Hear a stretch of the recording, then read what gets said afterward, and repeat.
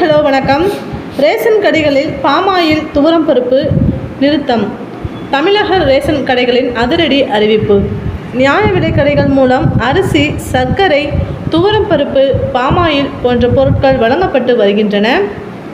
தமிழகத்தில் குடும்ப அட்டைதாரர்களுக்கு இலவச அரிசி, சர்க்கரை, மண்ணெண்ணெய், பருப்பு, பாமாயில் உள்ளிட்ட பொருட்கள் மலிவு விலையில் நியாய விலை கடைகள் மூலம் வழங்கப்பட்டு வருகிறது. இதற்கு காரணம் மத்திய, மாநில அரசுகள் அளிக்கும் மானியம்தான். இந்த நிலையில் நுகர்வோர் குடோன்களில் ரேஷன் கடைகள் வழங்குவதற்கான பருப்பு மற்றும் பாமாயில் இருப்பு இல்லை என தகவல் வெளியாகி உள்ளது. டெண்டர் முடிவடைந்த நிலையில் புதிய டெண்டர் இன்னும் ஒப்பந்தம் ஆகாததால் கையிருப்பு காலியாக உள்ளதாக தகவல் வெளியாகி உள்ளது.